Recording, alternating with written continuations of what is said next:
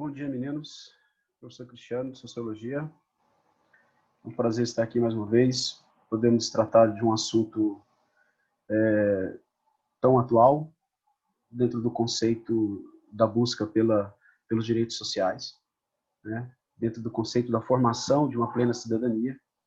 Falar de ações afirmativas, antes de tudo, é entender que essas ações afirmativas elas são importantes dentro do conceito de um ajustamento, né, do que nós podemos caracterizar como justiça social, né? O título ele diz políticas de ações afirmativas promovendo a igualdade.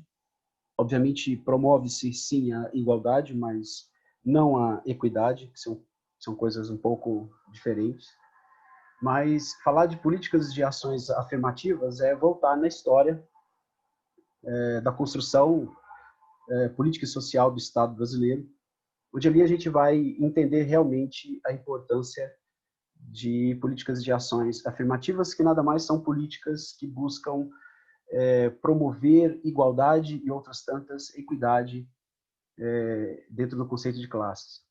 Então, falar de ações afirmativas é falar de projetos de inclusão, é falar de projetos de busca, né, por um ajustamento no que diz respeito às oportunidades, né, e o mundo, nos últimos 20 anos, passou por esse processo de reformulação e reestruturação nesse conceito da busca pela igualdade, a busca pela igualdade de oportunidades, sobretudo, né, e que, diante do conceito da história, né, desse looping constante da história, percebemos que ações afirmativas que muitas vezes buscam, né, reduzir essas desigualdades, essas disparidades, elas são amplamente atacadas, principalmente por um setor conservador, que não acredita, né, que exista realmente essas desigualdades historicamente fundamentadas, como é o caso das ações afirmativas, especificamente da chamada política de cotas. Então, a política de cotas ela foi criada no sentido de tentar fazer com que o preto, né, a gente está tentando, ainda somos uma sociedade racista em desconstrução, né? Aquela questão de falar negro é uma coisa que deprecia, né, porque o negro está, a palavra negro está diretamente ligada à questão, né, da escravidão. Então são os pretos dentro desse conceito de fazer com que eles também tenham igualdade de oportunidades e, obviamente, a política de ações afirmativas voltada para a democratização do acesso, né, de uma sociedade historicamente violada em seus direitos, como é o preto dentro do conceito de uma formação social. E nós sabemos que a política de cotas ela é importante porque ela vai tentar, pelo menos, se não resolve o problema, ela pelo menos dá a oportunidade àqueles que nunca tiveram de ocupar espaços, né, nas universidades, nos serviços públicos, espaços que lhes foram negados desde o processo de escravidão.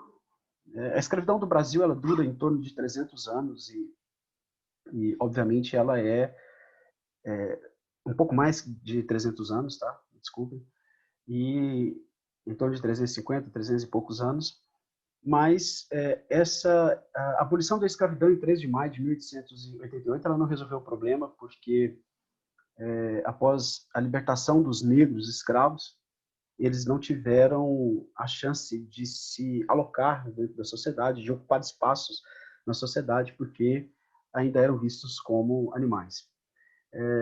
A emenda 13, né, a chamada 13ª emenda estadunidense, que foi aquele processo ali após a chamada Guerra da Secessão, Guerra Civil entre o Norte e o Sul, né, nos Estados Unidos, ela traz uma característica interessante porque ela promove a liberdade, né, a abolição da escravidão no Sul, mas ela também permite a criação de um código penal cujo qual, dos 100% dos negros escravos que foram libertos naquele período, praticamente de 35% a 40% foram presos por leis que foram criadas na necessidade de criminalizar aqueles negros que foram libertos, no sentido de que o Código Penal estadunidense naquele momento relegava ao recluso um trabalho forçado. Então, esse negro que foi liberto em 13 de maio, né, de 88 aqui no Brasil e nos Estados Unidos, na chamada emenda, 13ª emenda, lhes foi negado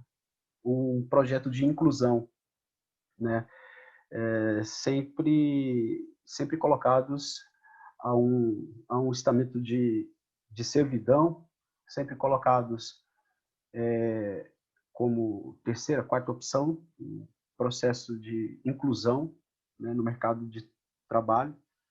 E, obviamente, quanto mais essa questão social do negro se estabeleceu, mais ainda se promoveu essa desigualdade, porque os anos, os séculos foram se passando e a questão do negro ela foi sendo muito bem definida, né, aqui e no mundo, onde nós temos o caso do apartheid na África do Sul, né? Nós temos a questão racial nos Estados Unidos, que é intensa.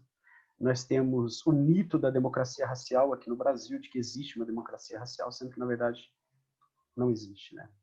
Então, quando se fala de política de cotas, a gente está falando de uma política que cabe dentro dessa ideia de ação afirmativa e que, historicamente, ela é necessária, né? Ela é necessária no sentido de promover a plena cidadania. E a plena cidadania, ela vem com aquilo que nós caracterizamos como a junção entre direito político, direito civil e direito social. E é justamente os direitos sociais que foram negados a essa população que foi escrava durante muito tempo, né, que traz essa ideia de que existe no Brasil, existe na América do Norte, existe no mundo um racismo muito estrutural, muito forte. E esse racismo estrutural, ele vem no processo de colonização e ele foi perpetuando, né, na formação de uma sociedade que foi formada, foi moldada para que o preto pense e haja como o branco, para que ele possa ser aceito, né? Tendo a aparência de branco, gostando das mesmas coisas que os brancos gostam, né? Professando a mesma fé que o branco professa.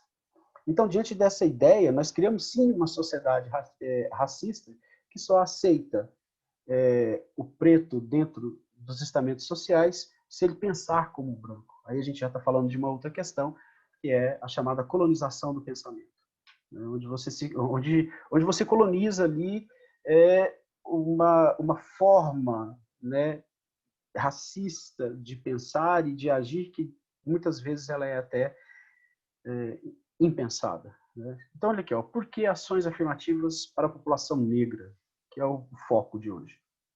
O princípio que orienta a adoção das políticas de ação afirmativa é a compreensão de que a variável cor, raça, etnia é um critério aceitável, seja nas admissões no mercado de trabalho, nos contratos com o governo, no ensino superior ou em outras áreas, tendo como ponto de partida a situação histórica da desigualdade de oportunidades vivenciada pela população negra. Negro vamos substituir por preto, no sentido de já passarmos por um processo de educação em direção à desconstrução de uma sociedade racista. Ok? Muito obrigado, meninos. Um abraço para vocês e até semana que vem.